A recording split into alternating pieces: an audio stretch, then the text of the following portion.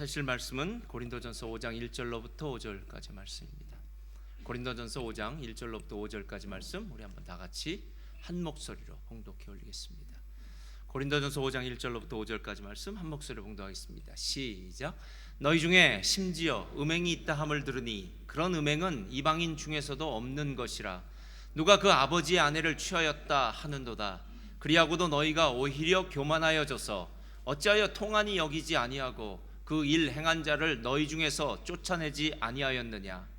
내가 실로 몸으로는 떠나 있으나 영으로는 함께 있어서 거기 있는 것 같이 이런 일 행한 자를 이미 판단하였노라. 주 예수의 이름으로 너희가 내 영과 함께 모여서 우리 주 예수의 능력으로 이런 자를 사탄에게 내주었으니 이는 육신은 멸하고 영은 주 예수의 날에 구원을 받게 하려 함이라. 아멘. 오늘 말씀의 제목은요, 다 같이 읽겠습니다. 시작. 문제, 근본적인 해결책이 있는가입니다. 있을까요? 할렐루야. 있으니까 설교를 하는 겁니다. 우리 믿음에 선포하겠습니다. 믿음은 긍정적입니다. 믿음은 창조적입니다. 믿음은 소망적입니다. 나는 믿음의 사람입니다. 나는 주 안에서 행복합니다. 아멘. 할렐루야. 우리 옆에 분들과 인사 한번 나눌까요? 주님의 이름으로 축복합니다. 감사합니다. 한 번만 더 하겠습니다. 함께 예배드려서 감사합니다. 예. 오늘 여러분들과 함께 문제 근본적인 해결이 있는가라는 제목으로 오늘 주제는 또 오늘 본문은 상당히 무거운 부분이고요, 딱딱한 부분일지 몰라도 가끔 또 설교가 이런 부분도 하나님의 말씀이기 때문에 우리가 이런 것들을 잘 이해하면 하나님의 숨겨진 보석 같은 놀라운 축복의 은혜가 있지 않을까 하는 생각이 들었습니다. 그래서 저는 오늘 여러분들과 함께 우리의 삶의 문제, 또 교회 안에 있는 문제를 해결하는 그 하나님의 놀라운 은혜를 경험하는 시간이 되기를 바랍니다. 테네시 하디 초등학교는 엉망진창인 학교로 유명했습니다. 이 학교에 엘더라는 새 교장이 새로 부임하게 되었다고 합니다. 엘더가 학교의 사정, 엘더 이 교장님 선생님이 학교의 사정을 보았더니 가관이 아니었답니다. 테네시 주에서 이 학교는 학력 평가에 꼴찌를 달렸고 그가 부임하자마자 한 학생을 퇴학시켜야 됐는데 그 이유는 학생의 불량스러운 태도 때문이었다고 합니다.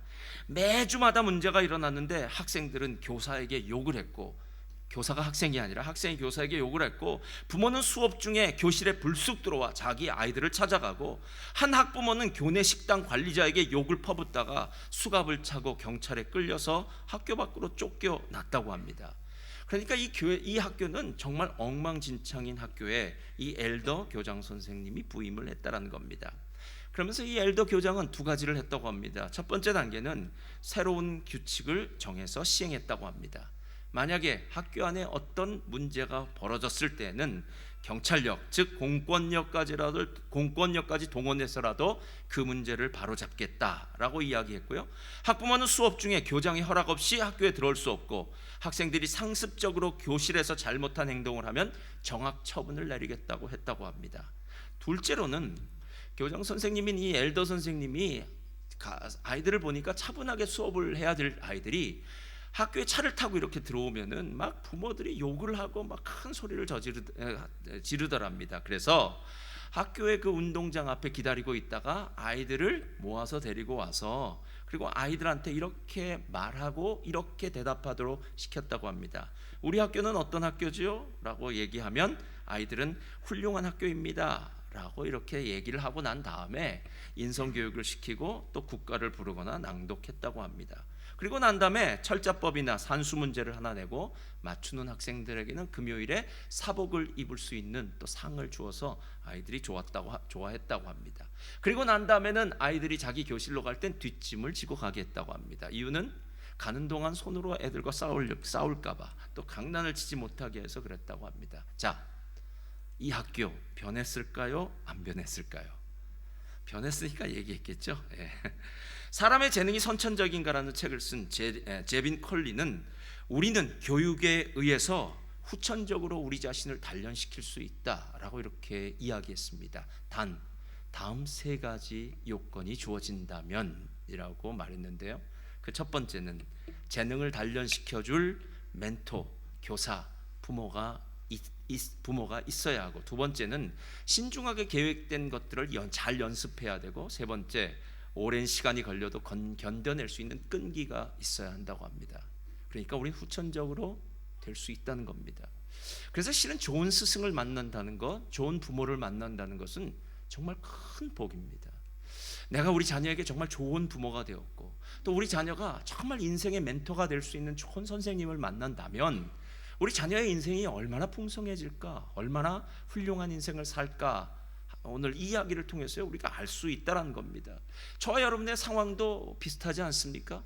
우리의 삶 가운데 지금까지 만났던 그 어떤 사람에 의해서 우리가 선한 영향력을 받고, 그 영향력을 통해서 우리가 나는 이런 사람이 되어야지, 이렇게 살아야지 하는 그런 생각들을 우리도 많이 했다라는 겁니다.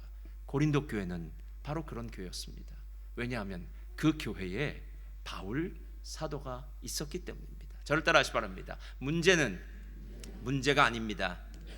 문제는 문제가 아닙니다. 문제를 해결할 수 있는 능력이 있다면 그 문제는 문제가 아닙니다. 오늘 어쩌면 세상 사람들도 손가락질하고 비난하는 그 문제가 교회 안에 일어났다고 하더라도 그 문제를 해결할 수 있는 능력이 있다면 문제가 무슨 문제가 되겠습니까?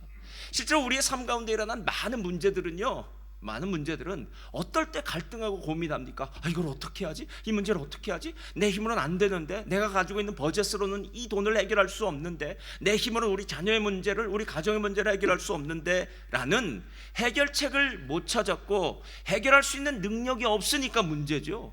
해결할 수 있는 능력이 있는데 문제가 무슨 문제가 되겠습니까? 제가 중학교 2학년 때 유리창을 깼습니다, 학교에서. 그랬더니 선생님이 저에게 어머니를 불러오라고 그러더라고요. 그때 제가 식은땀을 흘리면서 어머니를 모셔온 게 얼마나 힘들었는지 모릅니다. 그런데 지금 생각해보니 그 문제는 문제도 아니었습니다. 왜냐하면 저에겐 어머니가 있었습니다. 그리고 그 어머니가 가셔서 아마 무슨 일을 했는지 몰라도 유리창 값을 물어주셨겠지만, 그래서 어머니가 유리창 값을 물어주고 저는 그 다음 날부터 학교를 잘 다닐 수가 있었습니다. 여러분, 실제로 어떤 문제가 있을 때 문제를 해결할 능력이 있는가 없는가가 중요한데, 이때 필요한 것이 바울 사도 같은 영적 지도자가, 몇 주 전에 이야기했던 영적 아비가 있는가 없는가, 영적으로 나를 이끌어줄 인도자가 있는가 없는가의 이 부분이 진짜 중요하다라는 겁니다. 그렇다면 오늘 이 문제가 도대체 무슨 문제일까요? 1절 한번 펴주세요. 다 같이 읽겠습니다. 시작. 너희 중에 심지어 음행이 있다 함을 들으니 그런 음행은 이방인 중에서도 없는 것이라 누가 그 아버지의 아내를 취하였다 하는도다. 여러분, 가끔 옛날에는요, 저희 젊었을 때는 썬데이 서울이란 게 있어서 온갖 종류의 더러운 것들은 거기 다 들어가 있습니다. 요즘은 인터넷만 열면은요, 이런 불의의 이야기들은 너무 많습니다. 그런데 세상에서 이런 저질스럽고 음행이란 단어는 포르네이아라고 해서요, 지금 말하는 포르노라는 말과 똑같은 말이에요. 그러니까 이런 더럽고 추한 음행의 문제가 세상적으로 일어나는 것은 오케이. 세상에 무슨 일이 벌어지면 무슨 상관입니까? 근데 교회에 일이 벌어졌는데 그 수위가 상당히 높습니다. 오늘 성경을 보니까 이렇게 얘기해요. 누가 그 아버지의 아내를 취하였다 하는도다, 이렇게 얘기해요. 아버지의 아내라는 것은 엄마는 아니죠, 나에게. 그러니까 아버지의 그 당시에는 첩이라고 하는 사람이 될 수도 있고, 아니면 그 당시엔 공창이라는 것이 있어서 장녀를 아버지의 어떤 어떤 성적 파트너? 뭐가 될 수도 있겠죠. 그 사람을 이 아들도 자기의 성적 파트너로 두는, 요즘 우리가 생각해도 말도 안 되는 그런 일들이 교회 안에 벌어졌다라고 이렇게 이야기합니다. 다른 범죄와는 다르게 이 음행의 문제는 좀 심각합니다. 왜냐하면 음행은 육으로 저지르는 범죄이고요. 그리고 우상 숭배는 영으로 저지르는 범죄인데, 이 두 가지가 성경에서는 간음이다라고 이렇게 얘기할 때가 많아요. 간음이라는 것은 남편을 두거나 아니면 내가 주인이 있음에도 불구하고 다른 짓을 하는 것이 간음입니다. 음행을 하는 거죠. 근데 이 음행이라는 것은 육체가 원하는 대로 내가 육체의 주인이 되어서 내가 하고 싶은 대로 사는 겁니다. 제가 며칠 전에 어디 갔더니요, 큰 간판이 이렇게 붙어 있더라고요. 그래서 보니까 웨딩 파티를 하는 곳이었더라고요. 근데 그 밑에 사진이 3장 있는데 중간 사진이 좀 이상하더라고요. 그래서 제가 가까이 가서 도대체 중간에 무슨 사진인가 하고 이렇게 봤더니 그 사진에 남자와 남자가 서 있더라고요. 그러니까 멀리서 보면 부부가 서 있는 줄 알았어요. 근데 이상하다, 뭐 이제 이상하다 했더니 남자와 남자가 서 있다는 거예요. 그래서 알고 봤더니 그 웨딩홀에는 동성애자들도 편히 와서 웨딩을 할 수 있. 동성애자 결혼하는 거 뭐 이런 것들 여러분 주변에 있지 않습니까? 그런 것들이 자연스럽게 거기에 그림이 붙어 있어, 사진이 붙어 있어서 제가 그렇지, 이게 지금 세상이지라고 이야기합니다. 예전만 해도 음행이나 뭐 간음이나 어떤 성적인 부분에 대해서는요 쉬쉬하면서 숨기고 이런 적이 많았습니다. 요즘은요 불륜이 대세입니다. 불륜이 대세예요. 요즘 드라마에는 이런 거 없으면 안 된다고 합니다. 우리 집사님들도 막장 불륜 드라마 좋아합니다. 그런가요? 아무것도 그런 게 없으면 재미없다고 얘기하는 그리스도인은 없기를 주님의 이름으로 축원드립니다. 예. 왜냐하면 우리도 보면은요 뭔가 짜릿짜릿한 거, 훔쳐서 먹는 사과가 더 맛있다, 남 몰래 하는 것이 더 좋다라고 생각하듯이 음행이나 이런 성적인 부분을 하는 것에 대해서 나도 모르는 사이에 자연스럽게 우리의 삶 가운데 들어와 있는 것. 근데 이게 영적인 간음인 우상 숭배와 거의 영적으로는 동급이라는 거예요. 동급이라는 거예요. 그러니까 나에게 기준이 없어진 거죠. 하나님의 말씀이 삶의 기준이 되면 이건 죄야 라고 얘기할 수 있는데 나의 삶의 기준이 없으니까요 죄인지 죄가 아닌지는 내가 좋아하면 되는 거야, 내가 행복하면 되는 거야. 말라기서 3장을 보면 이렇게 이야기합니다. 하나님은 학대받는 것을 싫어하시고 이혼하는 것을 싫어한다고 분명히 말씀하고 계십니다. 여러분, 하나님이 싫어하십니다. 이혼도 모든 많은 죄 중에 하나일 수 있습니다. 뭐 이유가 다 있죠. 압니다. 그러나 하나님 분명히 말씀하셨어요. 내가 아담과 하와, 남자와 여자 한 사람으로 둘이 한 몸에 되게 하였으니까 이 둘은 사람이 결단코 나눌 수 없다라고 창세기에 이야기합니다. 여러분, 우리는 부족해서, 우린 연약해서, 우리는 죄인이라서 뭐 이혼의 죄도 아니면 음행의 죄도 무슨 죄도 다 저지를 수는 있어요. 그러나 중요한 것은 적어도 그 죄를 저지를 때 내가 잘못했어, 내가 죄를 저질렀어라는 그 죄에 대한 의식은 있어야 되는데 오늘 그런 죄의식이 없어지는 세상을 산다라는 겁니다. 그 죄 지은 사람이 더 떳떳하게 살아요. 음행의 죄를 저지르면서도 더 떳떳하지 않습니까? 여러분, 고린도서 5장 6절에 이렇게 이야기합니다. 너희가 자랑하는 것이 옳지 아니하도다. 적은 누룩이 온 덩이에 퍼지는 것을 알지 못하느냐. 너희는 누룩 없는 자인데 새 덩어리가 되기 위하여 묵은 누룩을 내버리라. 우리의 유월절 양 곧 그리스도께서 희생되었느니라. 여러분, 하나님은 죄를 미워하십니다. 믿으시나요? 얼만큼 미워하실까요? 죽을 만큼 미워하십니다. 하나님이 죄를 얼마나 미워하시는지 죄에 대한 문제를 해결하기 위해서 자기의 아들인 독생자 예수 그리스도를 십자가에서 대속죄물, 그러니까 죄값을 치르게 하기 위해서 예수님을 보내실 만큼 하나님은 죄를 미워하십니다. 그런데 우리는 정말 그렇게 죄를 미워하나요? 마치 누룩과도 같다는 거예요. 여러분, 누룩 뭐 이 나라에도 팔고요. 빵을 부풀리기 위해서 누룩을 조금 집어넣고 뜨뜻한 데다 놔두면요, 그 다음에 빵이 많이 부풀러 오르지 않습니까? 분명히 내가 집어넣은 누룩은 작은 것인데 이 작은 누룩이 빵을 크게 부풀리는 것을 보면서 그래, 눈에는 보이지 않지만 이게 진짜 큰 문제이듯이 음행은 나의 영혼을, 또 가정을, 그리고 우리 공동체를 망치고 파괴할 수 있는 무시무시한 죄다라는 거예요. 그래서 사도 바울이 이렇게까지 이야기합니다. 9절 다 같이 읽겠습니다. 시작. 내가 너희에게 쓴 편지에 음행하는 자들을 사귀지 말라고 하는 거예요. 여러분, 주변에 음행하는 자들을 사귀지 마십시오. 하나님 분명히 이렇게 이야기합니다. 왜냐하면 우린 연약한 자들이기 때문에, 쉽게 영향력을 받기 때문에 그래요. 예전에도 그렇고요, 지금도 그렇고, 예전에는 지금은 커피가 훨씬 더 상용화됐고 멜번 커피가 좋은 곳이지만요. 근데 예전에는 커피를 마시면 설탕을 꼭 타서 먹고 그랬습니다. 그리고 한국 사람들은 프리마라는 걸 또 타 먹고 그랬어요. 그래서 그렇게 커피를 먹어야 그게 커피인 줄 알았습니다. 다방 커피 322 뭐 이런 거 있지 않습니까? 그런 게 커피인 줄 알았어요. 근데 요즘은 뭐 설탕 빼고. 근데 예전에 저희 교회의 사역자들도 모두 설탕을 안 넣고 먹었습니다. 왜냐면 제가 설탕을 넣고 먹지 않기 때문에 누가 설탕을 넣어서 먹으면 제가 한마디씩 던집니다. 건강에 설탕 안 넣는 게 좋아. 이렇게 먹어야 더 마셔야 커피 맛이 더 나라고 얘기하면 한두 번 이런 얘기를 듣다가 나중에는 다 영향력을 받아서 커피에다 설탕을 안 넣고 마셔요.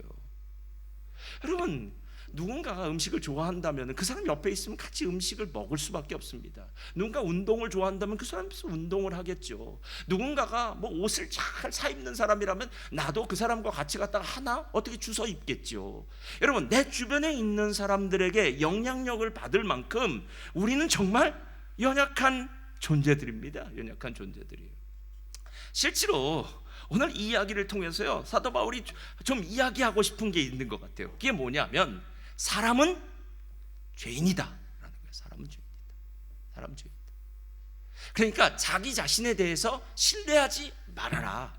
남도 신뢰하지 말고 나 자신도 신뢰하지 말아라. 만약에 우리가 누군가 사람을 의지하고 사람을 신뢰했다면 언젠가는 사람에게 뒤통수를 맞을 날이, 배반을 당할 날이, 배신을 당할 날이 반드시 있는 것 아니겠냐는 거예요. 예수님이 사도 베드로를 얼마나 챙기고 얼마나 큰 축복을 주시고 얼마나 사도 베드로를 위해서 많은 것들을 예비하셨습니까? 그런데 사도 베드로는 마지막 예수님이 십자가 가시는 그 자리에서 뭐라고 이야기합니까? 내가 저주하고 맹세하느니나 저 사람 몰라 라고 얘기하는 거예요. 여러분, 저주하고 맹세했답니다. 어떻게 사람을 의지하고 믿을 수 있겠습니까? 그래서 제가 예전에도 이야기하지 않았습니까? 사람은 사랑의 대상, 신뢰의 대상이 아니라 사랑의 대상일 뿐입니다.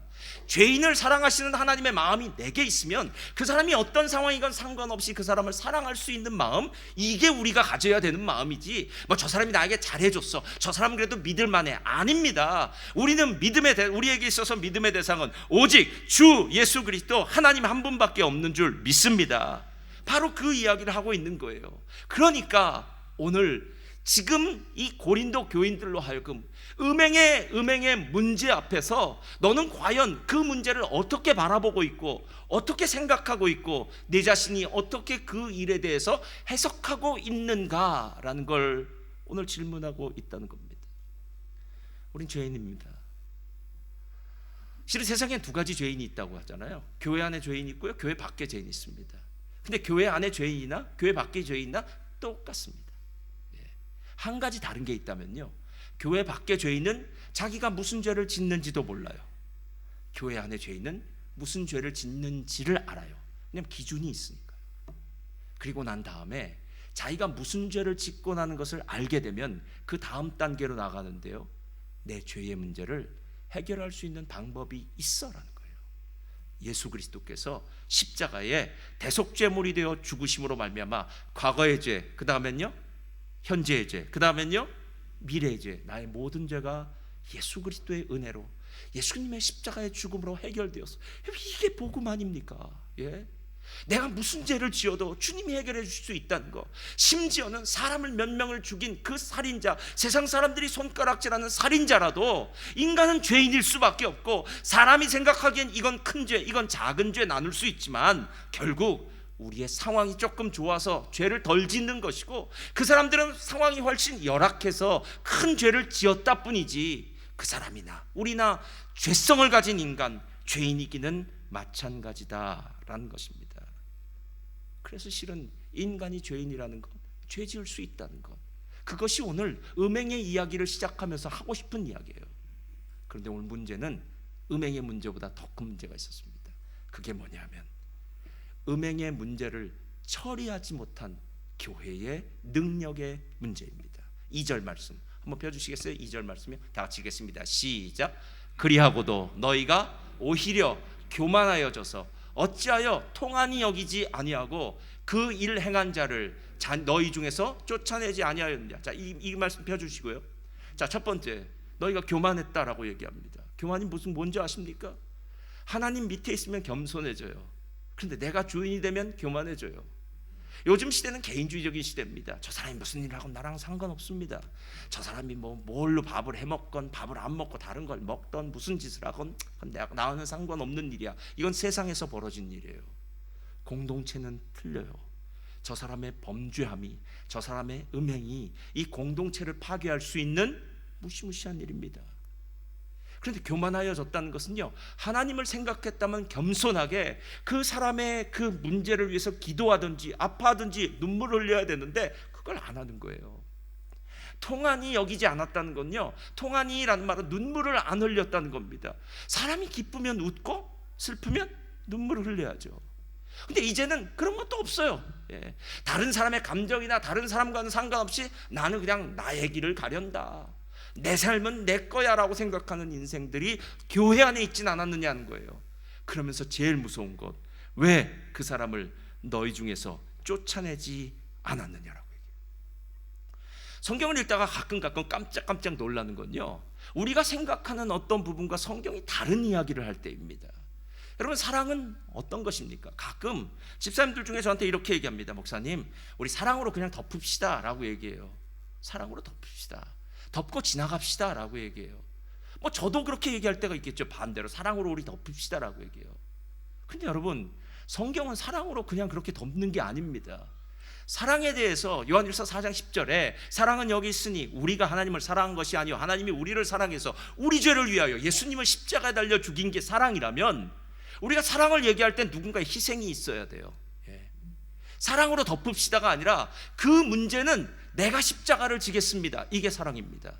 내가 참겠습니다, 내가 손해를 보겠습니다, 그러니까 우리 덮읍시다 까지 가야 돼요. 그냥 너 좋고 나 좋고 나도 손해보지 말고 너도 손해보지 말고 우리 다 손해보지 말고 그냥 우리 덮고 대충 우리 없는 것으로 넘어갑시다 라고 얘기한다면 그건 사랑이 아닙니다. 여러분, 사랑이 아닙니다. 우리의 삶 가운데도 그렇지 않습니까? 무엇이 잘못됐는지는 알고 나야 그 문제를 해결할 수 있는 방법이 생기는 것 아닙니까? 아담과 하와는 선악과를 따먹었습니다. 선악과는 나무에 있는 과실을, 실과 하나를 서리해 먹은 것입니다. 우리말로 하면요. 그럼 아무것도 아니죠. 잘못했어요. 내가 선악과를 따먹는 그 값을 내가 치르면 되는 거 아닙니까? 얼마면 됩니까? 10불? 20불? 조금 비싸면 100불? 이렇게 얘기하는데요, 하나님 그렇게 얘기하지 않아요. 선악과를 따먹는 게 문제가 아니라 누가 너에게 선악과를 따먹으라 했느냐 이렇게 있잖아요. 하나님은 따먹지 말라고 얘기했는데 누군가는 따먹으라고 얘기했어요. 내 안에서. 그리고 사단의 음성이 들려집니다. 그리고 인간은 에덴 동산에서 쫓겨나서 가시와 엉겅퀴 이마에 수고하여 땀을 흘려야 겨우 먹고 사는 존재, 아니 먹는 것에 만족할 수 없는 존재. 그리고 여인들은 해산의 고통을 해서 정말 우리 임신한 우리 자매님들은, 우리 집사님들 정말 그 해산의 고통의 시간들을 견뎌야 되는 것, 양육의 시간들을 견뎌야 되는 것, 이건 다 범죄함으로 말미암아, 죄로 말미암아 당하는 결과일 뿐이다라는 거예요. 여러분, 오늘 성경이 말하고 있는 이 부분을 다시 한번 보세요. 음행한 자를 너희 중에서 내쫓으라. 음행한 자를 너희 중에서 내쫓으라 라는 것은 하나님이 오늘 이 단어 속에서, 바울을 통해서 이 단어가 가지고 있는 깊은 의미를 우리들에게 말씀해 주고 싶은 하나님의 의도가 있다라는 겁니다. 그런데 어디든 말씀에는 단서가 있어요. 이 말씀은 예수님이 산상수훈에서 말한 것과 거의 유사해요. 산상수훈 5장 펴주세요. 다 같이 읽겠습니다. 시작. 만일 내 오른눈이 너로 실족하게 하거든 빼어 내버리라. 내 백체 중 하나가 없어지고 온몸이 지옥에 던져지는 것이 유익하며, 또한 만일 내 오른손이 너를 실족하게 하거든 찍어 내버리라. 내 백체 중 하나가 없어지고 온몸이 지옥에 던져지지 않는 것이 유익하니라. 자, 여러분 손발이 있는지 한번 보시고요. 우린 다 가지고 있어요. 왜 갖고 계시나요? 벌써 없어져도 눈은 2개는 벌써 없어졌을 것 같고 손발은 벌써 없어졌어야 되는데 우린 다 가지고 있어요. 누구도 우리 가운데 눈을 빼버리거나 손을 자른 사람들은 없습니다. 우리의 죄 때문에. 그럼 이건 다른 의도죠. 제가 이 구절을 보다가요, 맞아, 하나님이 오늘 그 사람을 내어 쫓으라 한 데는 아주 깊은 의미가 있는 것 같아 라고 생각을 했는데요, 그 깊은 의미가 뭘까? 깊은 의미가 뭘까? 그러다가요 오늘 5절 4절 5절 한번 펴주세요. 여기서 이 말씀의 의미를 조금 더 생각해 봤어요. 자 4절 5절 다 같이 읽겠습니다. 시작. 주 예수의 이름으로 너희가 내 영과 함께 모여서 우리 주 예수의 능력으로. 잠깐 거기 놔두시고요. 자 교회는 두 가지가 있습니다. 자 몇 가지가 있다고요? 두 가지. 첫째는 주 예수의 뭐가 있을까요? 이름. 여러분 교회는 이름값을 해야 돼요. 예수님이 머리시고요 교회는 예수님의 이름이 있어요. 그래서 교회에 모인 사람들을 뭐라고 부르나요? 그리스도인이라고 불러요. 그리스도의 사람, 예수의 종이라고 불러요. 여러분 이름값을 해야 됩니다. 예전에 어느 분이 인터뷰를 한데 그러더라고요. 평생을 아버지의 이름값의 무게에 눌려 살았다고 그러더라고요. 아버지가 훌륭하신 분인데 그 훌륭하신 아버지의 이름에 먹칠을 하지 않기 위해서 살았다고 그러더라고요. 야, 그분 대단하시대요 진짜. 평생 군인으로 직업 군인으로 사신 분인데 아버지의 이름에 먹칠하지 않기 위해서. 여러분 우리가 신앙생활하는 건 예수 이름에 먹칠하지 않아야 돼요. 수준이 달라야 돼요. 예수님의 수준까지 자라나기도 하지만 예수님의 수준을 유지해야 되기도 해요. 그러기 위해 필요한 것이 우리 주 예수의 능력이에요. 이름과 능력 있는 것이 교회예요. 다시 보세요.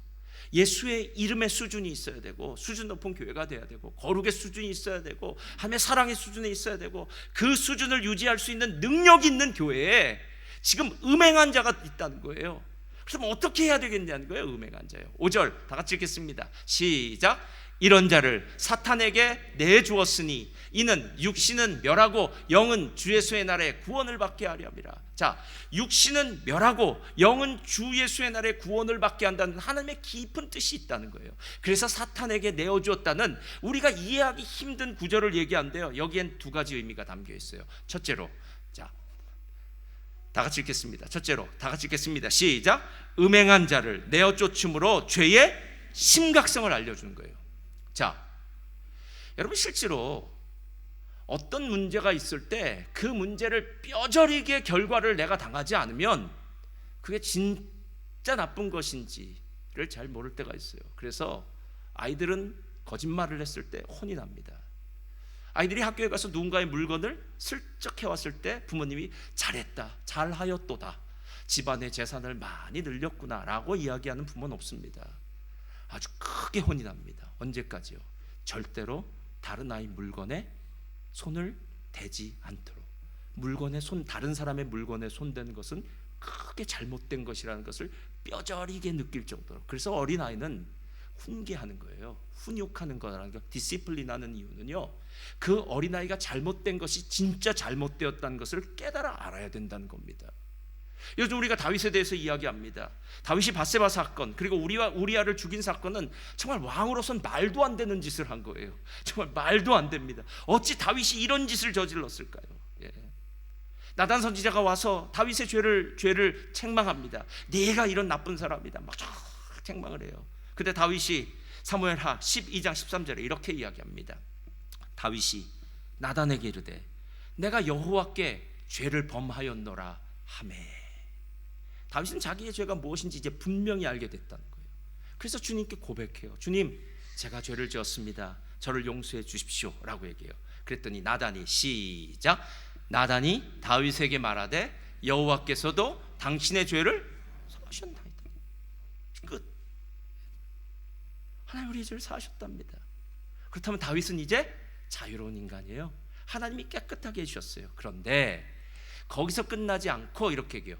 당신의 죄를 사하셨으니 당신이 죽지는 않습니다. 그러나 14절 시작. 이 일로 말미암아 여호와의 원수가 크게 비방할 거리를 얻게 하였으니 당신이 낳은 아이가 반드시 죽으리로다. 그래요. 두 가지예요. 여호와의 원수로 비방거리를 삼게 했다는 거예요. 다윗이 누굽니까 여러분? 다윗의 이름의 뜻은 하나님께 사랑받는 자라는 뜻이에요.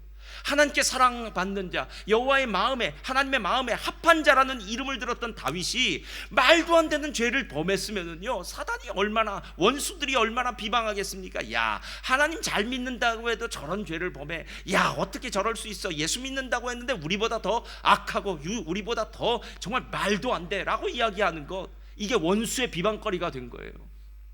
근데 그뿐만이 아니라 내가 낳은 그 아이는 반드시 죽으리라 라고 이야기하면서 밧세바와 낳은 아이의 생명을 하나님이 거두어 가시더라라는 겁니다. 히브리서 12장을 보면 이렇게 이야기합니다. 만약에 징계가 없다면 그는 사생하다. 하나님은 참 아들인 자녀들에게는 징계하신다라고 얘기해요. 이유는 죄는 심각한 문제야라는 거예요. 어쩌면 현대 시대를 살고 있는 저와 여러분의 삶 가운데 죄에 대한 개념, 이 죄라는 기준이요 너무나 많이 흐려지진 않았습니까? 그래서 누군가 죄를 짓고 분명히 잘못했음에도 불구하고 죄라고 이야기하면은 혹시나 마음에 상처를 입을까봐 뭐 실수했지요, 다 그럴 수 있습니다 라고 이렇게 좋게 넘어가는 건 아닐까? 어쩌면 여러분도 그럴 수 있고요, 저도 그럴 수 있습니다. 왜냐하면 우리 서로 이런 거 굳이 다 까놓고 얘기하지 말고 덮어갑시다. 집사님, 세상에서 그렇게 사는 거 다 아니까 그냥 알고 그냥 잘 살고 주일날에 보고 주일날 이렇게 얼굴 볼 때 우리 기쁨으로, 또 셀 모임 할 땐 기쁨으로 이렇게 합시다 라고 이야기하는 거, 이건 하나님이 원치 않는다는 거예요. 4절에서 얘기했잖아요. 교회는 두 가지가 뭐가 있다고요? 예수 그리스도의 이름과 예수 그리스도의 능력이 있는 곳이란 걸 잊지 말아라. 어찌하여 예수 그리스도의 이름과 예수 그리스도의 능력이 있는 이 곳이 이곳에 죄악이 들어와서 죄로 말미암아 교회를 망가뜨리겠느냐라는 겁니다. 사랑하는 성도님들, 하나님의 말씀을 대해야 되는 이유는요, 그 말씀 보고 잘 살기 위해서, 그 말씀 보고 복 받기 위해서, 그 말씀 보고 뭐 다른 사람들 이랬다 저랬다 평가하기 위해서가 아니라 내 자신을 마치 거울에 비추어 보고, 아, 내 여기 모습이 잘못되었구나, 여기에 뭐가 묻었어, 오늘은 이렇게 해야 돼. 여러분, 화장하실 때, 여자분들은 화장하실 때 반드시 거울이 필요하지 않습니까? 이유는, 화장이 잘 돼야 되는 이유는요, 자기는 자기가 화장한 것을 볼 수 없지만 다른 사람이 봐야 되기 때문에 화장을 위해서 거울이 필요하듯이 나의 이 진짜 모습을 나는 못 보더라도 다른 사람과 하나님이 어떻게 보실지 모르기 때문에 그 말씀을 보면서, 그래, 죄는 심각한 거야, 나는 죄로부터 멀리 떠나가야 돼, 절대로 죄의 문제엔 연루되면 안 되고, 죄 지었을 때마다 하나님, 주님 앞에 회개합니다, 용서해 주시옵소서. 여러분, 죄 문제론 빨리 벗어나시기를 주님의 이름으로 축원드립니다. 그런데 두 번째가 있어요. 자, 둘째로 다 같이 읽겠습니다. 시작. 음행한 자를 내어 쫓음으로 영이 중요함을 깨닫는 거예요. 자, 아까 음행은 육으로 짓는 죄라고 했어요. 자, 그런데 이 육으로 짓는 죄를 저지르고 난 다음에 이게 별 죄가 아니다라고 생각하고 있으면 그 육이 이제 영의 영향력을 미쳐서 어떤 일이 벌어지냐면, 아, 이런 죄를 저지러도 별 결과가 없구나, 별로 문제가 없구나 라는 그런 생각이 든다는 거예요. 오늘 5절에 이런 자를 사탄에게 내어주었으니 이는 육신은 멸하고 영은 주 예수의 날에 구원을 받게 한다 라는 이 말은 뭐냐면요, 몸은 사탄에게 내어줄 수 있다는 겁니다. 그리고 사탄에게 내어준다는 것은 사탄아 가져가라가 아니라 사단이 공중권세 잡은 세상 가운데로 다시 돌아간다는 얘기예요. 사단이 왕노릇하는 세상으로 다시 돌아가서 산다는 거예요. 그런데 이게 있어요. 한번 예수님을 진짜 믿은 사람은 그 몸이 사단의 세상으로 돌아갔을 때 거기서 행복하지가 않습니다.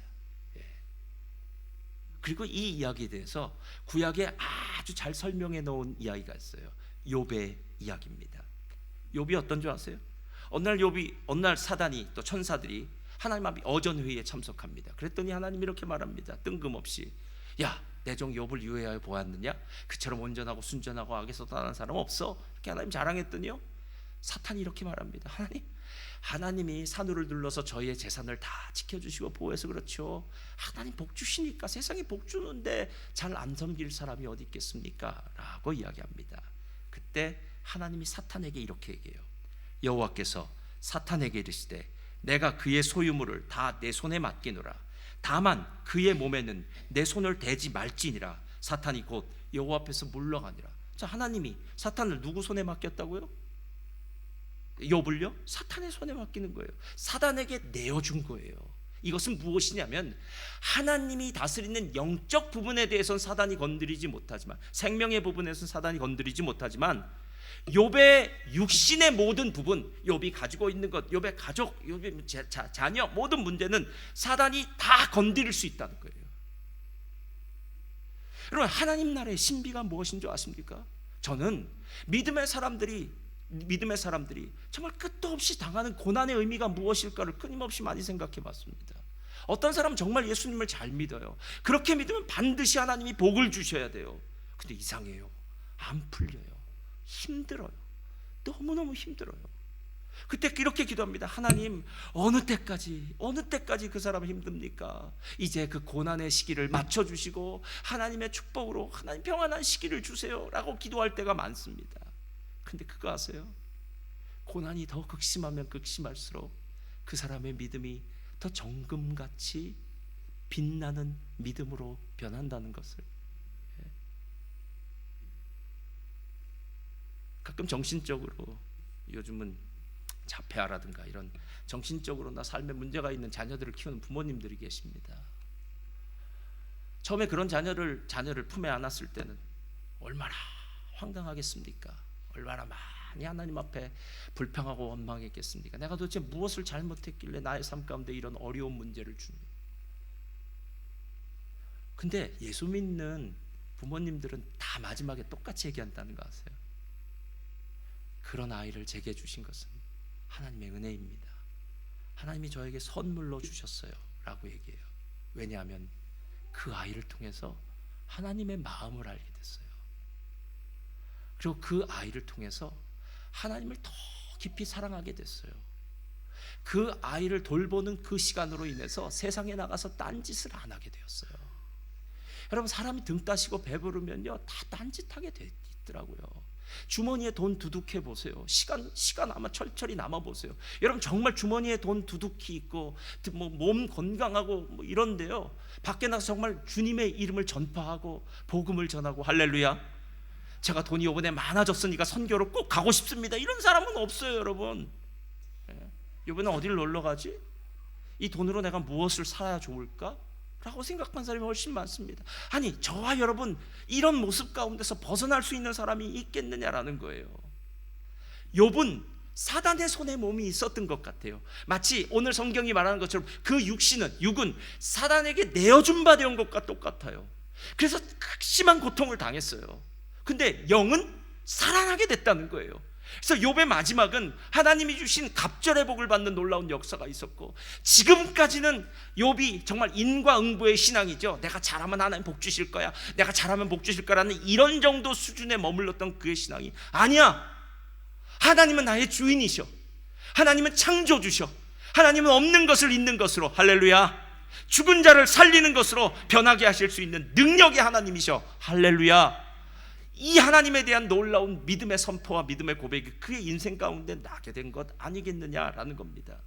고난을 통해 성도는 하나님과 더 가까워져요. 그래서 사도 바울이 얘기한 거예요. 육신은 사단이 속한 세상에 내어준 것처럼 되지만 그 안에 있는 영은 하나님을 더 갈망하게 되고 하나님 앞에 그 고난의 시간, 고통의 시간을 통해서 주님 앞에 나오게 된다라는 것입니다. 오래된 일입니다. 어느 날 어느 분이 저한테 와서 교회 안에 은밀하게 벌어진 일에 대해서 얘기했습니다. 그 이야기를 들으니까 정말 황당하더라고요. 음행의 문제가 벌어졌대요. 그래서 황당하더라고요. 그래서 가정도 있으신 분이고, 근데 어떻게 이런 일이 벌어졌을까? 한참 기도를 많이 했습니다. 하나님, 저에게 지혜를 주십시오.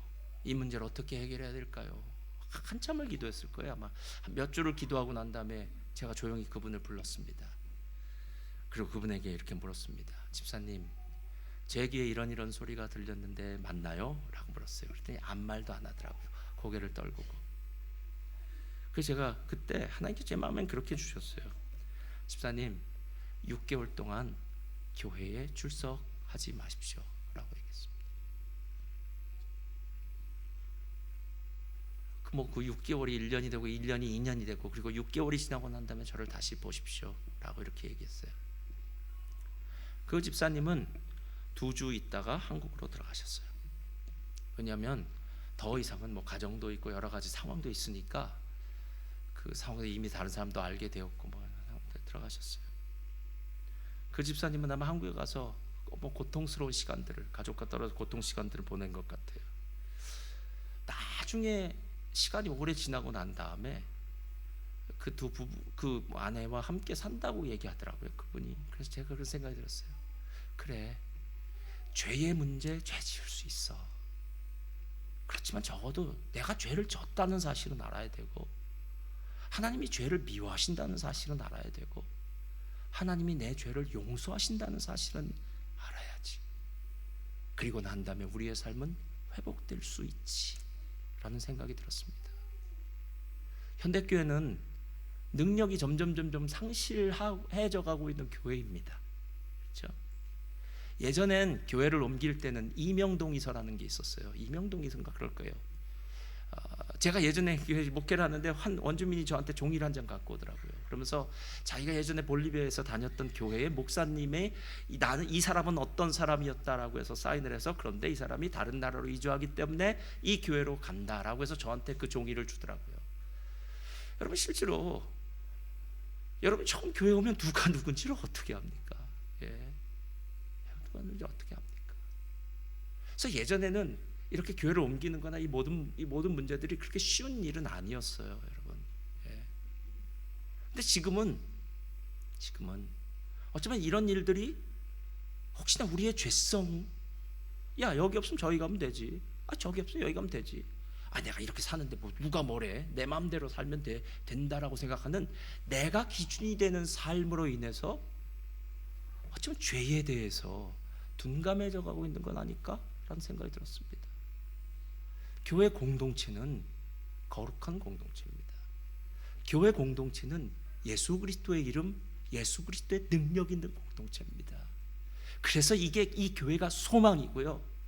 제가 기도하는 것, 여러분이 기도하는 진짜 교회가 우리 교회가 되었으면 좋겠다라고 매 순간 기도하는 이유는 바로 그 목적 때문입니다. 사랑하는 성도님들, 죄 저질 수 있습니다. 그러나 죄 지은 자리에서 멈춰 있지 마시고요. 내가 이 죄를 저질렀습니다. 하나님 용서하여 주시옵소서. 그리고 함께 교회가 회복시켜 줄 수 있는 그 은혜를 나누는 교회. 그래서 죄는 가까이 왔다가도, 한 길로 왔다가도 7길로 물러가는 교회. 저는 사랑하는 멜번 순복음교회가 이 놀라운 축복의 공동체가 되기를 주님의 이름으로 축원드립니다.